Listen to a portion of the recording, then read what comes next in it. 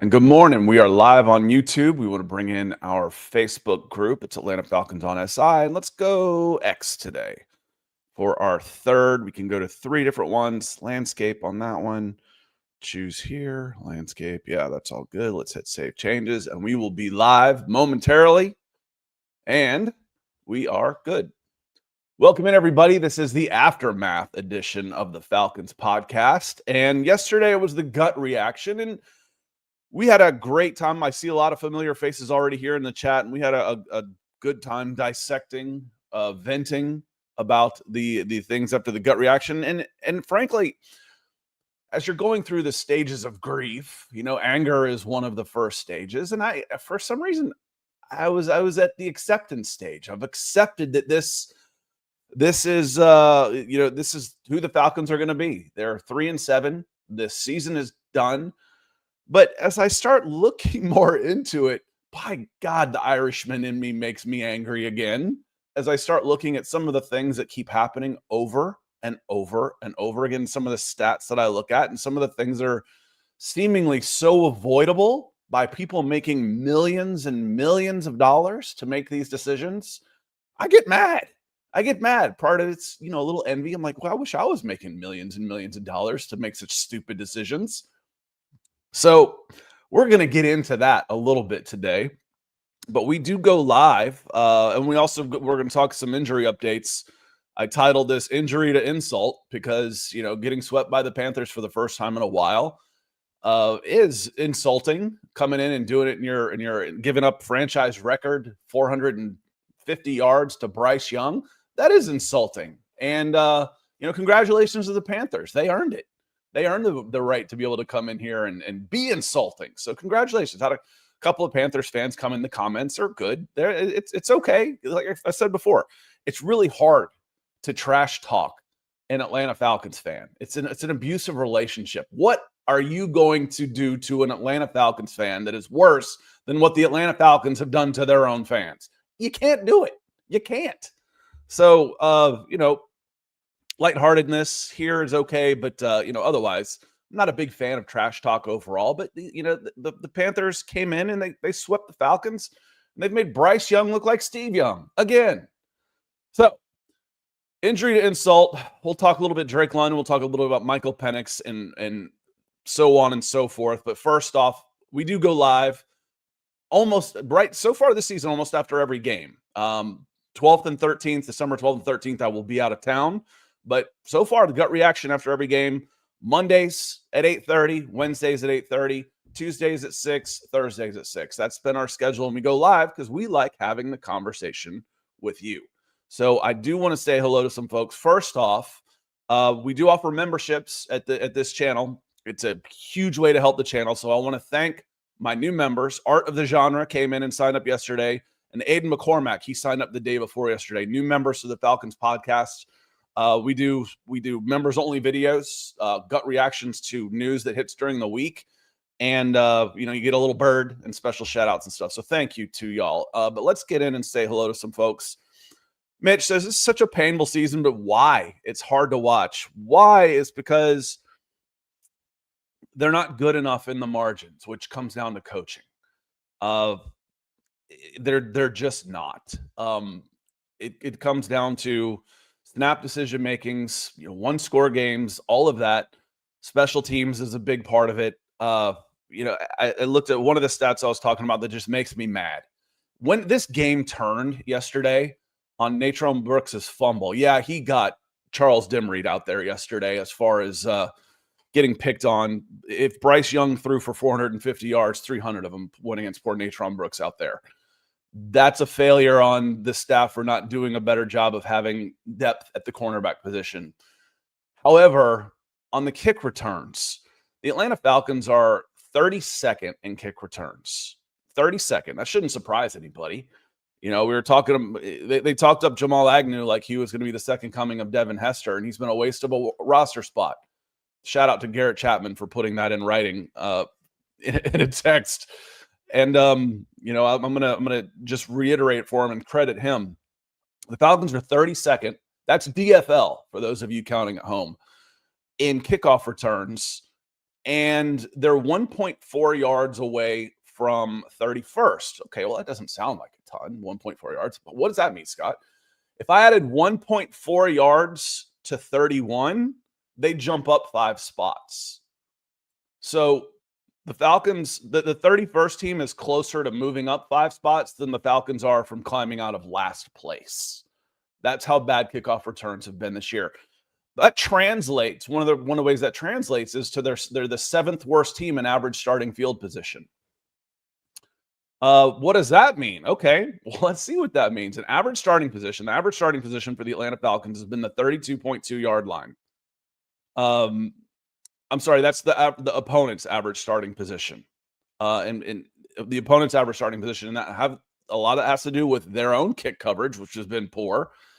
So the opponent's average starting position is the 32.2. The teams that are worse than them, because there's only 6 of them: the Las Vegas Raiders, the New Orleans Saints, the Tennessee Titans, the New York Jets, the Cincinnati Bengals, the Minnesota Vikings. I don't think there's even are the Vikings, do they have do they have a winning record? I don't think there's a winning record among the lot. So they're 4-6.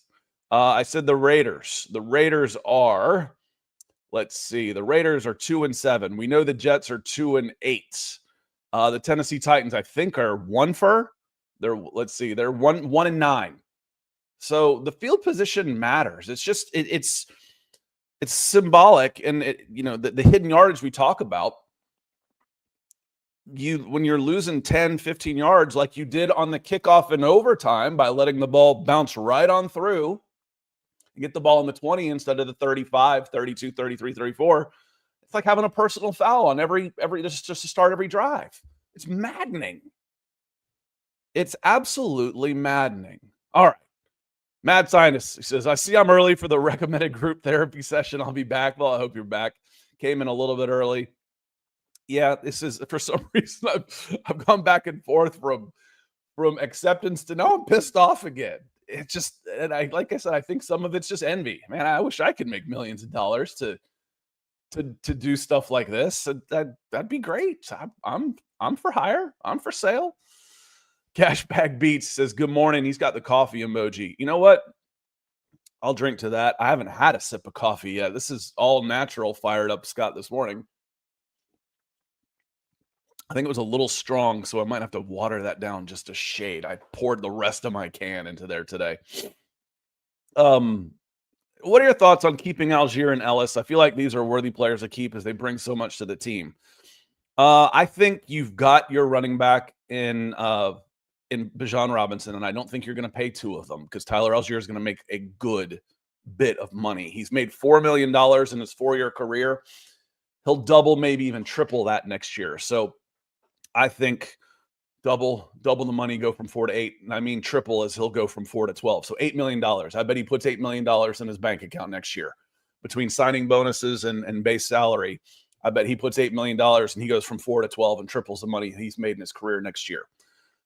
The Falcons need to start investing in the premium positions, and they have. Drake London, premium position. Jalen Walker, premium position. James Pierce, premium position. Michael Penix Jr., premium position. One of the problems with the Atlanta Falcons, other than the lack of depth because of either a combination of poor drafting in 21, 22, 23, or the trading up constantly. You've got your youth 2 picks for every 1 player, and you don't have any depth. The other part of that is besides the lack of rookie contracts going into this year, it's better this year, is you've got so much money tied up into non-premium positions. Okay. Man, I love Jesse Bates. I love Chris Lindstrom. Those are 2 non-premium positions. I've got a number 4 overall pick into a tight end. I've got a number 8 overall pick into a running back. So I'm putting a ton of money into my non-premium positions and a ton of resources in my non-premium positions. And they're good players, of course. They're the best players they got. Caden Ellis, he's not all that expensive. He's only $7 million, so bad example for Caden. But Jesse, Chris Lindstrom, and Kyle Pitts and Bijan, they're good players, but those are non-premium positions. Now you're taking away from your depth at wide receiver, your depth at cornerback. They invested in edge rusher, but this is finally 5 years into Terry Fontenot's reign. You've invested in edge rusher, but the depth isn't there necessarily on the defensive line. Defensive tackle, offensive tackle, premium positions. Guard, a second-round pick on a guard, and Matthew Bergeron. So I think Algier is gone. I don't think he'll want to be back. Here's one thing I want to say on Tyler Algier, though. Why can't he return kicks? Do you think he'd be any worse returning kicks than Jamal Agnew and Natron Brooks? Why not find a way to get the ball in his hands? Let him return a kick. I bet he'd do it, and he is fearless. And do you want to take a running start and try and run into him on the other side of the ball? Let's put a little fear on the other side of the ball. The guy that can break a tackle and absolutely hammer a guy. Saw last week. I remember seeing this last week. He ran into a guy, one of the big defensive tackles, comes laterally, and when Tyler got outside, he hit him and went backwards. I was like, whoa! I bet he's not used to running into somebody that size. He's not used to going backwards. But he ran into a 300-pounder out there. That 300-pounder didn't get up. Y'all remember that? Last week, he didn't get up. He ran into Tyler Algier and left the game. Tyler, I think he had 14 snaps yesterday. Tyler's gone, brother. He's gone. Caden Ellis, absolutely. Caden Ellis is the MVP of this defense. He is going to double his money from 7 to probably 14 to 15 million next year. Can the Falcons afford to keep him? Does he want to stay? He's a free agent. He's earned that right. He left New Orleans to come to Atlanta. He's played 23, 24, 25, 3 really good years here. One more big contract for him. And I don't know that he will want to stay. I don't know that they can afford to keep him. They need to. They absolutely need to. Because they need another linebacker if they keep Caden Ellis. If they can't keep Caden Ellis, they need 2 more linebackers.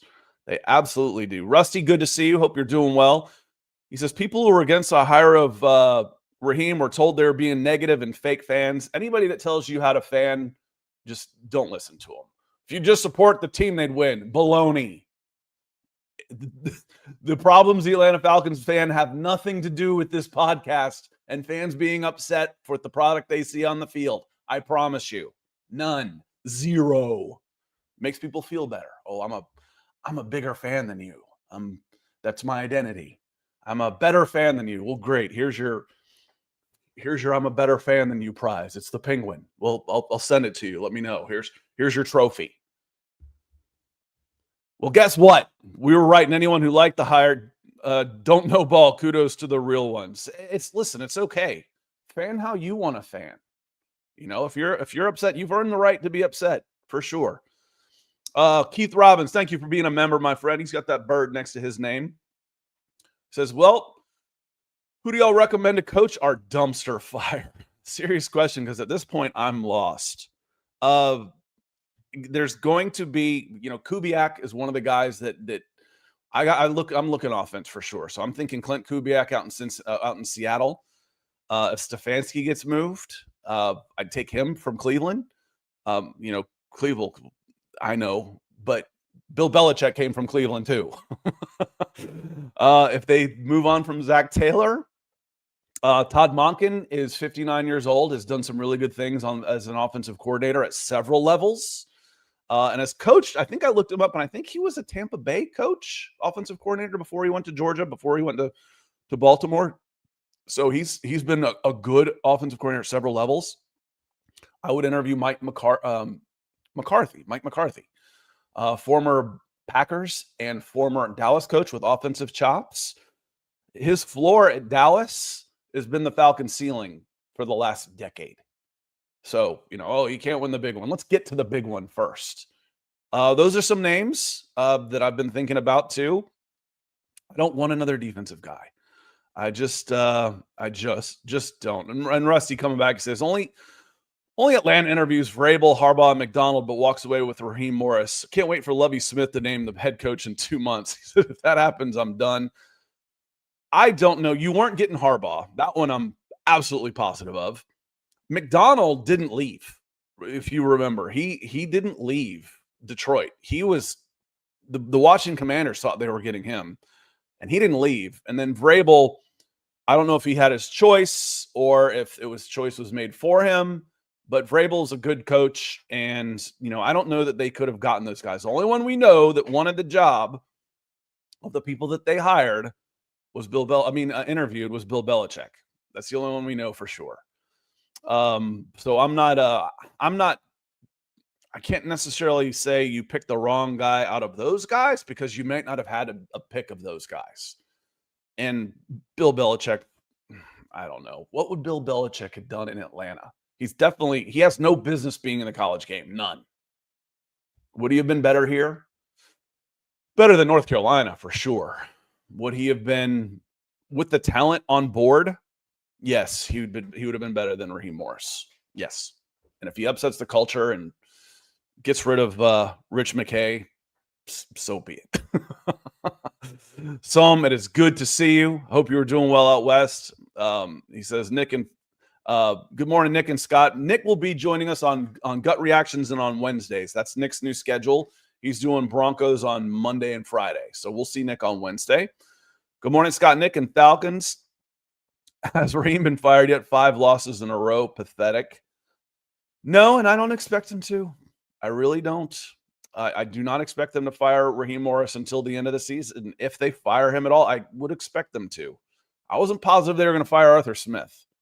You're just never sure with Arthur Blank, but he's the 2 times he waited too long. Thomas Dimitroff should have been fired with Mike Smith. If Mike Smith was failing, Thomas Dimitroff's hands were all over that. An imbalanced roster, and Thomas Dimitroff should have been gone with Mike Smith. Dan Quinn was they waited a year too long, and they had to fire him after they came out 0-5 again in 2020. Waited a year too long, but Arthur Smith was gone when he was supposed to be. We will see on that. Whoever pushed for Raheem needs to go with him. And Ski, good to see you. He says, honestly, Scott, I want a house cleaning, including Albrook and Fontenot. I just want a whole new coaching staff and GM. Time to move on. Yeah, I get what you're saying. I do. And it's a shame, but the good coaches won't have any trouble finding work again. Ulbrich will have a job again within, a couple of weeks if he is let go. Dwayne Ledford, the offensive line coach, he will have a job as quickly as he wants one.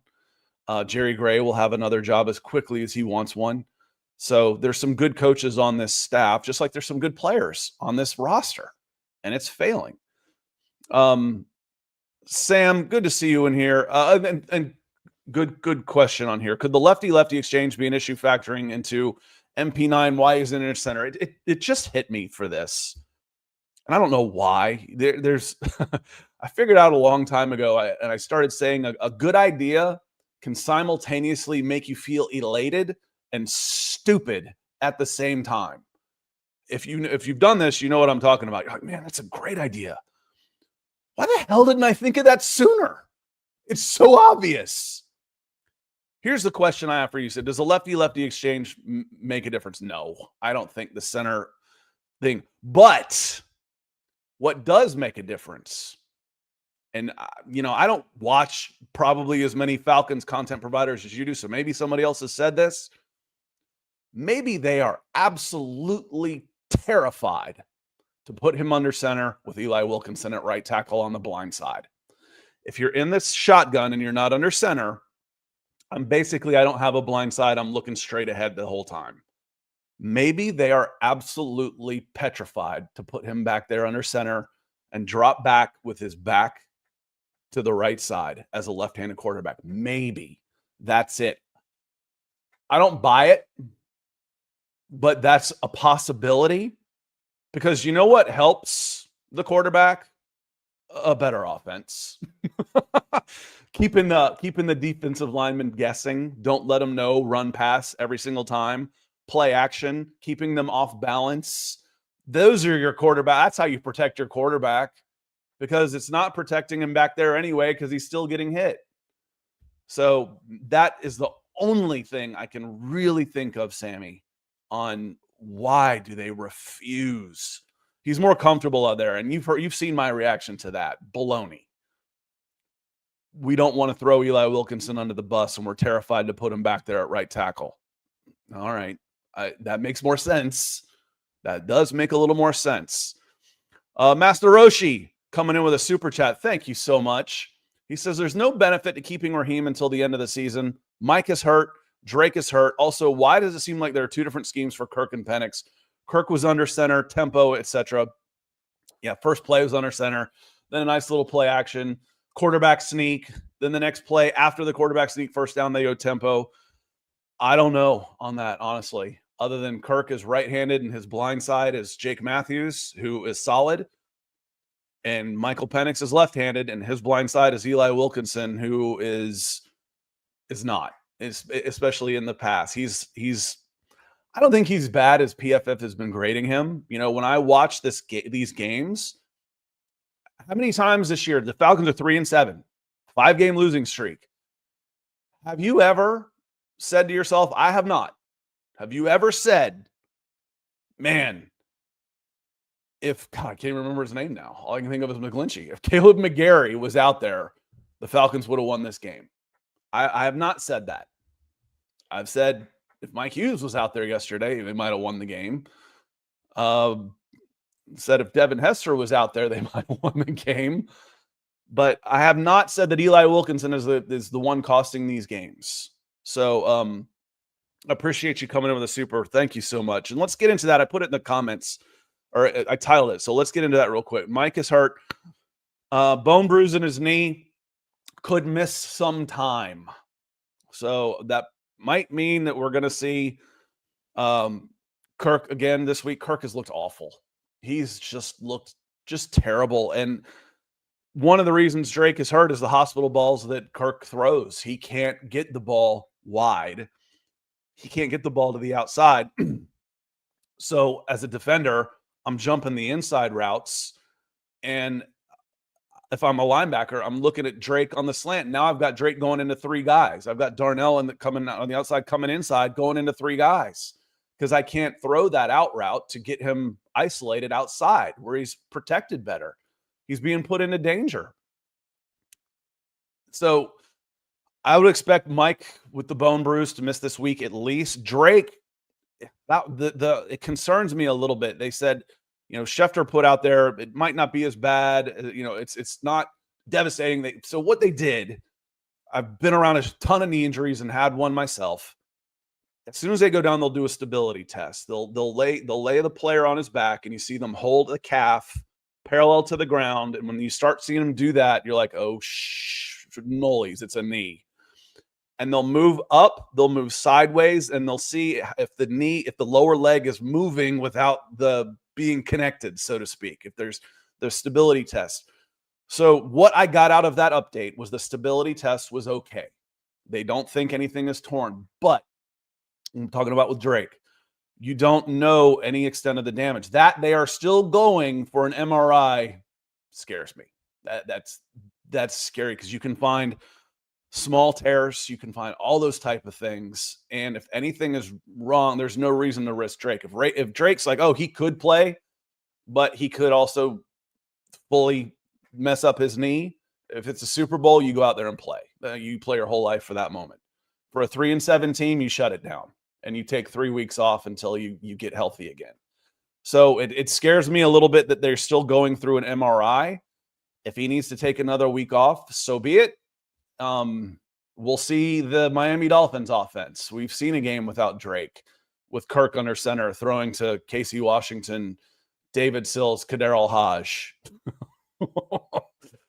Oh man, can you beat the Jets with that lineup going out there? Master Cohen coming back in. Kobe Bryant comes in and played well, then immediately put Brooks back in the rest of the game. Snap counts. That was one of the things. Sam, you came and asked me and said, how was your barometer yesterday? So I'm going to come back to this one too. How was your barometer yesterday? Your Charlie Warner barometer of 60% and they're undefeated. Well, Charlie played almost the whole first half. I'm like, surely I didn't notice him. I wasn't paying as closely attention. I'm like, okay, they're using Charlie. They're dominating almost 300 yards in the first half, 21 points, dominating Charlie. Yes. Thank you. Run the ball. Run play action off of that. take some shots downfield. Yes, love it. So he played almost the entire snaps on every first half and only ended up with 53% of the snaps, 35. You know who had more snaps than him? David Sills. David Sills, again, had more offensive snaps than Charlie Warner.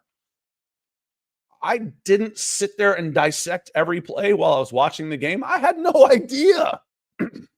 Excuse me. I had no idea David Sills was even out there. He was out there more than Charlie Warner. He was out there more than Tyler Algier. Like I said, Tyler Algier, snap counts. Tyler Algier played 14. He had 14 snaps. 20%. Kirk Cousins had more snaps than Tyler Algier. David Sills, 37. Darnell Mooney, 61. He had as many snaps as Drake London. Darnell Mooney is a net negative right now. He's not catching the ball. He doesn't block anybody. He is a net negative. The four guys that played every snap were four offensive linemen. Chris Lindstrom missed 2. Bijan Robinson played 56 snaps. He played 85% of the snaps. That's a ton. He's not touching the ball every time, but that's still contact, wear and tear, et cetera, et cetera.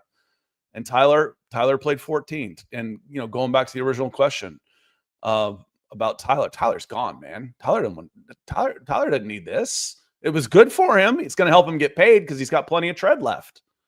They didn't wear him down. If Bijan hadn't been here, Tyler would probably have 1,200 carries on his 4 years and be done. Be spent. Now he's fresh in his prime. So Kobe did play well, and he ended up playing, I think, I have to scroll way down. Let me see way down here to find Kobe. He played 11 snaps. He played 11. Natron Brooks hasn't played a snap all year, and he played 69. Defense, 60. Was it 69? Natron Brooks, he played 69 snaps. J.D. Bertrand played none on defense. So we got that part right. J.D. Bertrand played none. Ronnie Harrison instead played 78 of the 80, played 98% of the snaps. Ronnie Harrison was signed off the streets. So when we talk about this, Terry Fontenot's done a great job. And again, Terry Fontenot certainly has a lot more supporters. I see guys like Ronnie Harrison out there playing all the snaps. I see guys like J.D. Bertrand out there. I see guys like Natron Brooks out there. David Sills, Casey Washington. Those guys aren't even average NFL players on a down-to-down basis. That's bad. It's tough. I see Jamal Agnew out there. It's tough. Rusty, appreciate you being here again. He comes in with a super. Says, unpopular opinion, but the D and Ulbrich are both overrated. Here are the quarterbacks we beat this year: J.J. McCarthy, Marcus Mariota, and Josh Allen, 1 QB and 2 bums. The one of the questions I always ask, just to figure, to have a statement like this phrase, overrated, is subjective. What do you think he's rated? Like what? I can't say, do you think he's overrated? Well, what do you think he's rated? How good do you think he is, or how good do other people think he is? I think he's done a good job with what he's had. Do I think he is a mastermind and the savior of this team? No, I don't think that. I don't know that you could go out and grab somebody right away that would be an improvement on him that would be available. I think he's done an overall a good job. I get it. I get this. I mean, 2 weeks in a row, you got franchise records. 323 yards against the Colts in rushing was a franchise record for rushing yards in a game by the Atlanta Falcons.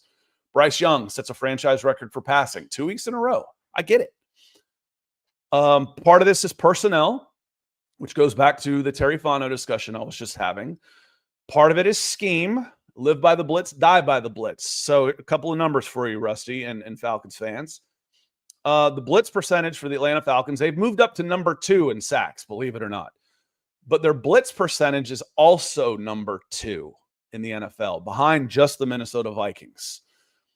Blitz percentage is number 2 in the NFL. But their pressure rate, and this is all from Pro Football Reference, their pressure rate is 14th. So I'm blitzing the second most in the NFL, but I'm only getting pressure at an average rate, 14th out of 32 teams. middle of the pack. That's leaving me awfully exposed on the back end of this thing, which at the beginning of the year, listen, they say you always tell the truth. You never have to remember what you say. So we said this could happen. It will be more exciting. They will attack. They will give up more big plays, but they will make more big plays. They're not good enough on the back end to blitz the second most. Not with Natron Brooks out there. Not with D. Alford out there. You got a couple of rookies in coverage. It happens to them every so often too. You're not good enough on the back end to have the second most blitz and only get home half the time, at an average rate. We know that. But big plays on both sides means your offense gets the ball more, which is one of the benefits we were hoping. Shorter drives, more turnovers, more sacks, more 3-and-outs, more time, more possessions for the offense. One of the problems there, Rusty, is the offense sucks. The offense now, remember that team that was number 1 in yardage or number 2 in yardage? At one point, like after 5 games, they were ended up number 2. They are now 16th in yards, 27th in scoring. That feels about closer to what we've been watching lately. So again, unpopular opinion, the D and Ulbrich are both overrated. Well, they're now the number 17 in total yards and 20th in scoring. That feels about right. That feels about where they are. The pressure they are getting is maybe changing the perspective that they're number 2 in sacks. I would agree with you on that. But we said if you take the offense from last year and give it even just an average to below average defense, it's a playoff team. Well, now you've got that. You've improved your defense from god-awful, bottom 3 unit in the NFL, to middle of the pack. And they are making plays at times that can set up this team to win. Unfortunately, your offense went from number 6 in yards, and I think they were right around 13, 14 in points, to offense 16th in yards, 27th in scoring. The offense has fallen off a cliff. And the special teams are terrible. Awful.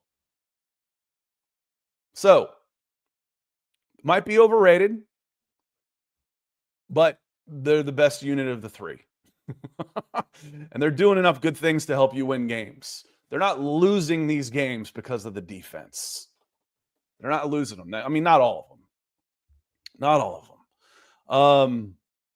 Corey Carter, thank you for the super chat, my friend. Hope you're doing well. It's a short yardage. We line up the running back in front of the quarterback just to let the defense know they don't have to worry about the pass. They got bailed out of one of those. I was like, what the hell is this? They driven down, looked good. First and goal from like the 5. And they've got 4 wide. One of them's Bijan in the slot. So it was probably Mooney, Drake, Pitts, and Bijan in the slot, which I'm okay with that at midfield. We've talked about that before. But then Charlie Warner was lined up as an H-back. Well, I'm pretty sure it was Warner. It wasn't, because it wasn't Tyler Algier. What the hell is that? The play was discombobulated. Penix scrambles around going, I don't know what the hell to do with the ball. And just kind of throws it away. They got bailed out on a holding call. First and goal again. Hand the ball to Tyler. Tyler goes in and scores. Duh. Ugh. It's not rocket science. It's just not. So, Corey, getting back to why do we do some of these things? I don't have answers for all of them.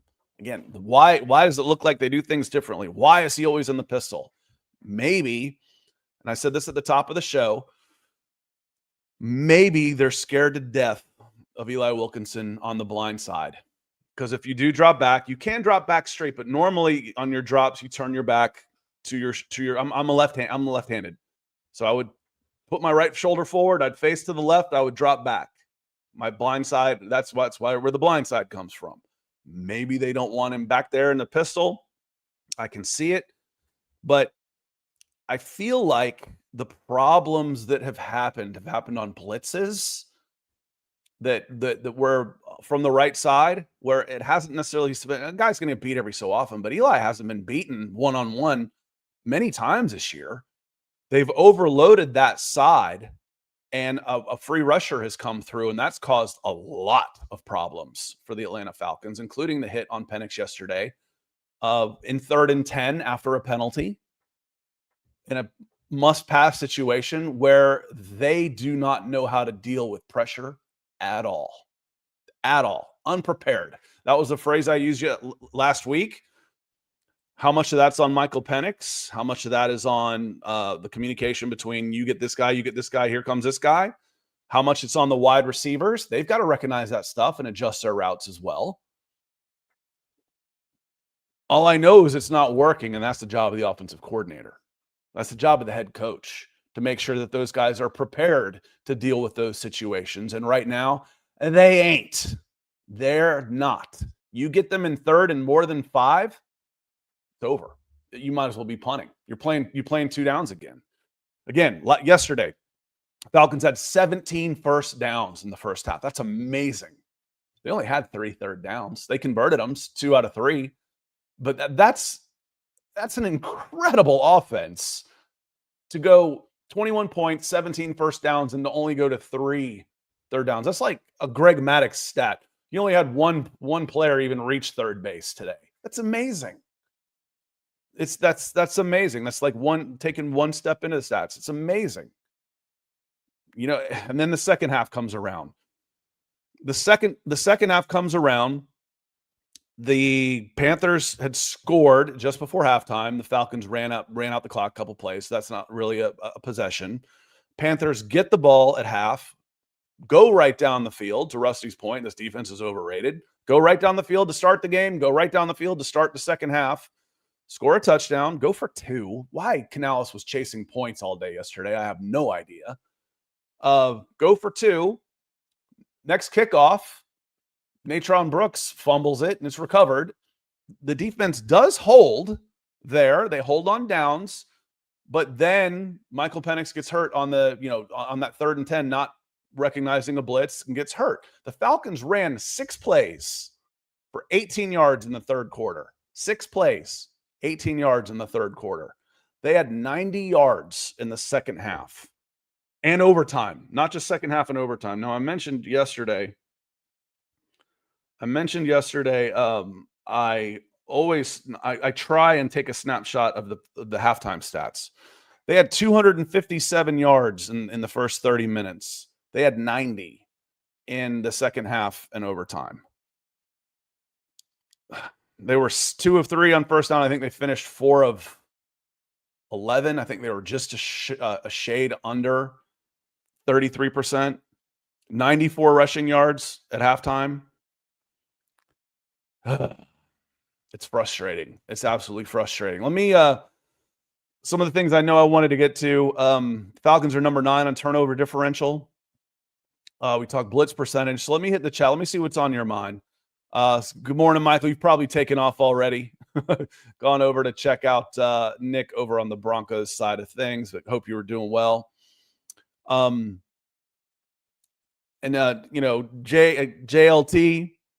The O-line has progressively gotten worse over the last 4 games. We're missing Dahlman, among other things. I think you're missing McGarry more than Dahlman. But what I think you're missing is the ability to keep a team off balance. They're predictable. I know when you're going to run the ball. I know how you're going to run the ball.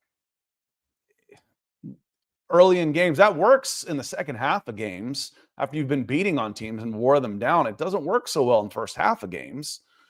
So I don't know. So season over Falcons, I put that on the title yesterday on the graphic, Mitch. Bad tackling has been a Falcons issue forever. It's last year a lot of it was just because they were in space. This year they're missing a couple guys. I tell you what, one of the positives though is watching Bijan make people miss. That touchdown run, he's got a 300-pound defensive tackle draped on his back, and he just slides off him like like water off a duck's back. He just strolls into the end zone, cool as you like. Guy comes in from the left side. Bijan jumps backwards, and he goes right by him, and he goes around and picks up 6 yards. He should have lost 3. I'm like, can you imagine playing? This guy shows up in your flag football league. I mean, you couldn't pull a flag, let alone tackle the dude. Corey blank needs to fire blank. Michael's a little worried about a lot of our good players are going to leave and good players will not come here. That does get overblown just a little bit, Michael. You might have to pay a little bit of a premium, and that's the problem. You don't necessarily have the money to pay a premium for guys, and when a player becomes available, like in the second half of a season for salary cap reasons, or, we see it all the time. This is a team that's losing and nobody wants to trade for him because they don't want to pick him up. So they're going to cut him. He's asked for his release. These veterans that can help you make a run down the line, they definitely don't want to come to a team that's 3-7 or losing all the time. They want to go to a team that has a chance to win. As far as good players that are going to leave, you got Tyler Algier, you got Caden Ellis, David Onyemata. Those guys are free agents at the end of the year. I'll be surprised if any of those guys are not any. I'll be surprised if I was surprised that Onyemata's still here. Period. Tyler, I don't think he'll be back. Caden Ellis won't. I think he'll be back. I think you got to have him back. Got to make him a priority. But if he is dead, like if he's like Dahlman and is set on hitting free agency, he's earned that right. He can. 10 Cam wins a first mock draft stream coming up. Where are the Falcons right now? Do they have a pick in the 40s? What's the updated draft position for them right now? Naturally. Anybody want to guess where the Falcons pick is for the Rams right now? Let me give you a hint. I have nicknamed this pick the Arthur Smith Memorial Draft pick. Number 8. Good Lord. So if the draft was right now, the Falcons picked the last 5 years, 8, 8, 8, 15, 8. People want to know why you have a question about Terry Fontenot? Because you've picked top 10 5 out of 6 years, 4, 8, 8, 8, 15, 8. That's fireable, y'all. Well, it's not Terry Fontenot's fault. Doesn't matter, man. It doesn't matter. If it's not his fault, then why hasn't he fixed things? It's not all Terry Fontenot's fault. He didn't hire Raheem Morris. I know. Why is Natron Brooks out there? Why is Mike Hughes still the number 2 cornerback? Why does it take 5 years to address the defense? Why is Kirk Cousins still on this team? Why was he on this team to begin with? Why haven't you had a winning season in 5 years as general manager?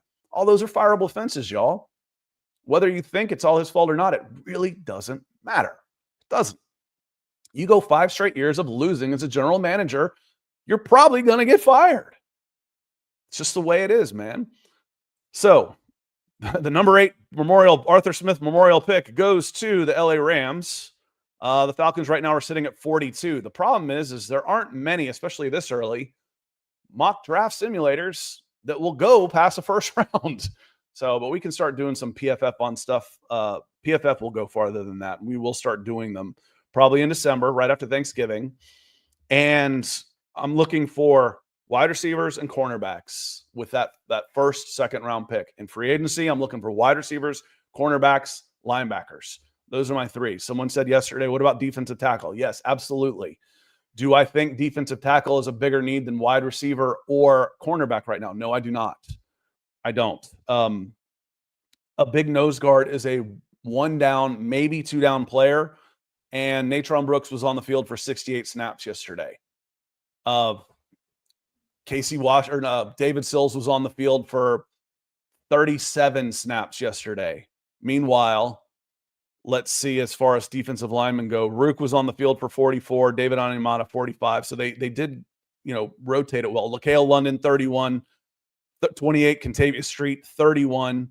A week after missing 2 games and then playing a career high snap, Zach Harrison was out again the next week. Should anybody be surprised about that? Speaking of players, you're out there missing. Zach Harrison has been a really good player for the Falcons this year. Divine Diablo was a great player for the Falcons this year. Mike Hughes has been adequate. He's been at least league average. The depth isn't there. Everybody's got injuries. We heard about all of the Buffalo Bills injuries when the Falcons played them. Everybody's got injuries. The Bills have turned it around too. ESPN has a they call it a report card, which makes me mad because there aren't any grades. They did just a status check on offensive coordinators. Another problem was they had their local beat writers write it instead of an outside. Mark Raimondi might not be as critical as someone who's not sitting in Flowery Branch. He might not be as critical about it. But it's a what's gone right, what's gone wrong, and a key to the second half. What's gone right? So Bijan's been great. What's gone wrong? If Bijan's not great, the Falcons stink, and Penix has gone backwards. And then the key to the second half was, making sure that Penix progresses if he's even out there. I think Penix is going to miss at least another week. And then Penix has tools. The Falcons have had protection and receiving issues, so it's not all on the offensive coordinator. No, it's not all on the offensive coordinator, but Zach Robinson isn't doing a great job either. Both can be true. Both can be true on that one. Let me see. I want to say hello to some more folks. John Harrell, good morning. Thank you for being a member. Hope you are doing well. Let's see. Michael, good to see you. I know I already hit one of your comments, but he said I finally got to make it live. Mitch is just on everybody right now. Our uniforms kind of suck too. And AJ says for a man that got us out of cap hell, not making moves is not getting us out of cap hell, by the way. He put us in draft pick and cap hell again. Talking about Terry Fontenot. The Falcons going into 2025 were broke. Why? That was designed. Kirk got a 2-year contract. You weren't broke because he wasn't any good and isn't your player. He got a 2-year guaranteed contract. You've got a lot of money tied up into non-premium positions like we talked about. So you were only able to go out and get Divine Diablo at $7 million, which isn't much spending. It was a great signing. Who else did the Falcons get in free agency that made a difference? Leonard Floyd was basically a straight swap for Lorenzo Carter. Leonard Floyd was good, but again, you signed 33-year-olds. They get hurt, but they did hedge on that for sure. Went out and got depth, drafted 2 edges. So went for depth there. I don't think you counted on DeMarco Helms or Braylon Trice or Troy Anderson. So you did what you could there. But again, when you're trading 2 picks for every one, you end up with depth problems, and your salary cap was put in a bad way in 2025 on purpose. Why? You usually max out your salary cap when you're going for it. Listen, we're gonna spend, we're gonna trade some draft picks. We're going for it. They weren't. This wasn't a win now mentality, and it cost them. I think if they had said we've got some problems and we need to build this, we're pushing for 2026, then Raheem might have gotten 3 years, but we'll see. We will see. Kasim, this is not advocating for the coaches, but missed kicks, drops, wide open in several games has killed the Falcons. Yeah, and missed tackles, Kasim. There was some talk yesterday about Kyle Pitts. Kyle Pitts, I think his time is about up in Atlanta. He's cost himself a ton of money. He hasn't earned – I never would have given him a long-term contract, period. I wouldn't franchise tag him now. I don't want to pay him $15 million for next year. No way. So, and then he might want a fresh start too. So Kyle Pitts is another one of those guys. And the number 4 pick for where he was taken, Kyle Pitts has been a bust. Now, is he a bust? Is he a bust? No, he'll be a decent professional for a long, long time. So he's not a bust of an NFL player, but for where you took him at number 4 overall, the highest drafted tight end in history with, 4 Hall of Famers behind him, he was a bust. He was a bust of a pick, for sure. And so he'll probably be gone too. Mr. E is me. Good to see you. He says, even when Raheem is fired, there doesn't seem to be any good options for replacement. Who would you go after, defensive or offensive minded, coach? I think offensive mind. I would absolutely go after offense, especially with a young quarterback.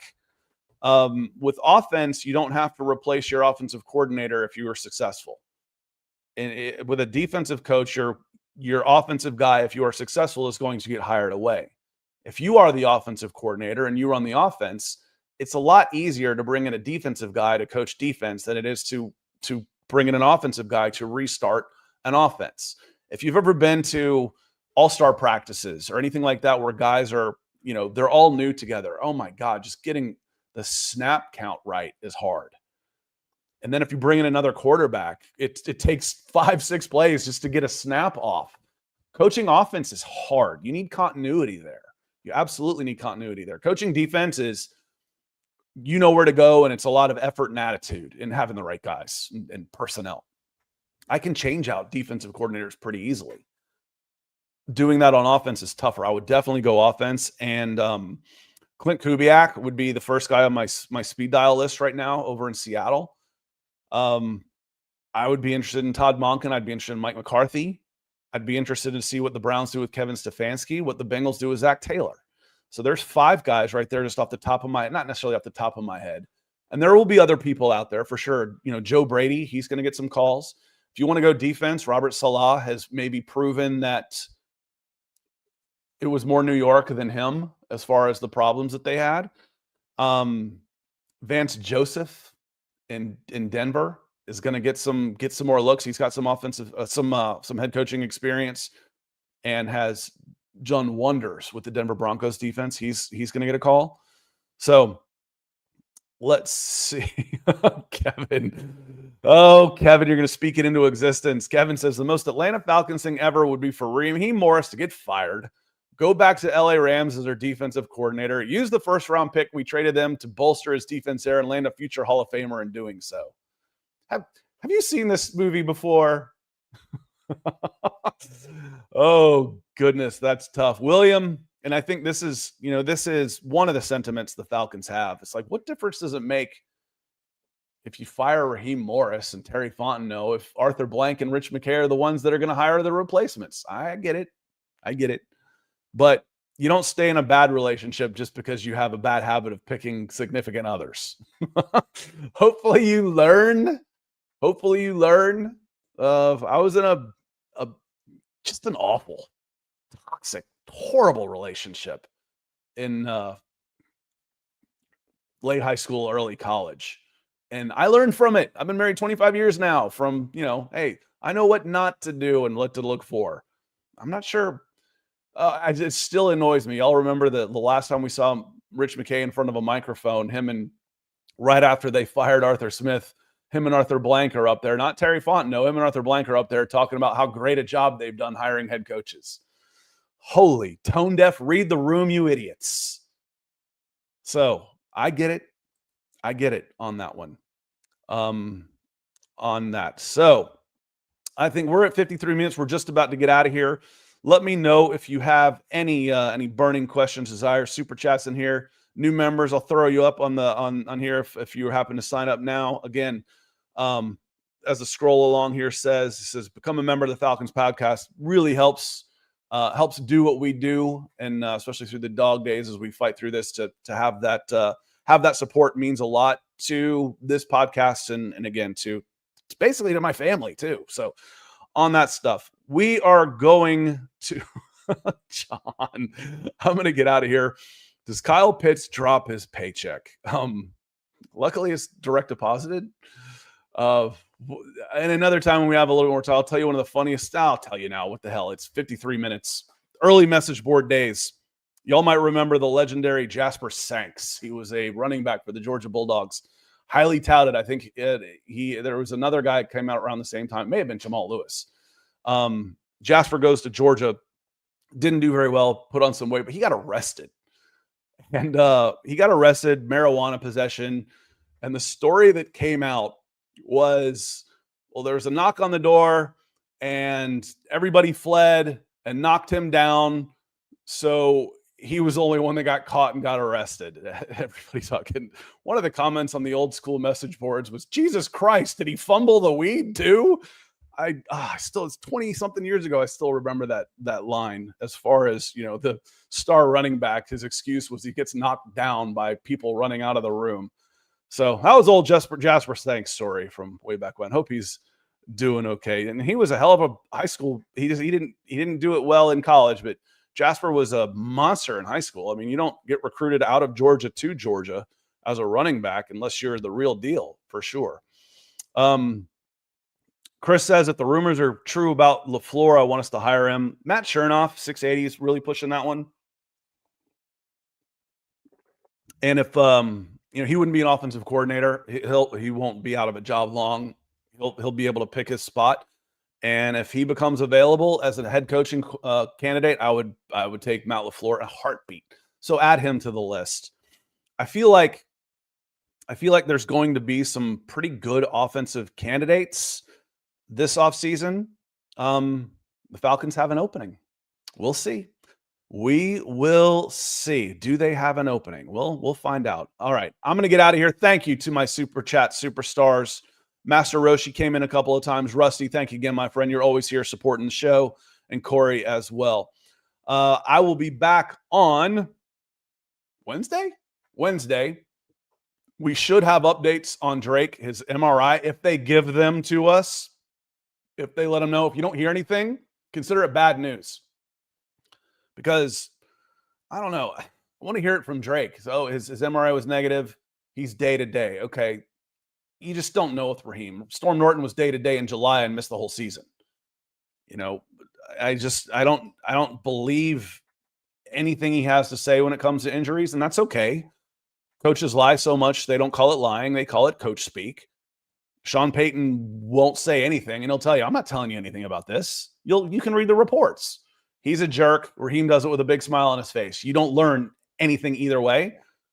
So those are the two we'll wait on. Hopefully we'll have some updates. So a positive update, and we'll see. But I expect them to say MRI was negative on Drake. He is day to day, and it won't surprise me if he misses a week. Sit him out, man. The season's gone. So on that note, I'm going to get out of here. Corey says, I'd forgive you if you did the show once a week. Appreciate you, Boyd. Thank you very much for y'all being here. I'm gonna take off, but I will see y'all on Wednesday. Hit me up in the comments. Make sure you're subscribing. Become a member, because I'll probably drop a members-only video as soon as I find out anything about Drake or Michael Penix. I'll put it there first. And that's all I got for y'all today. Appreciate you being here. We had a bunch of people watching today. And it means a lot, the support for the show and the support for the channel as it's grown leaps and bounds this year. And we're all in it together, y'all. Y'all have a good rest of your day. It's going to be a gorgeous week in the Southeast. Get outside, have some fun, get some sunshine, make you feel better. We'll see y'all on Wednesday.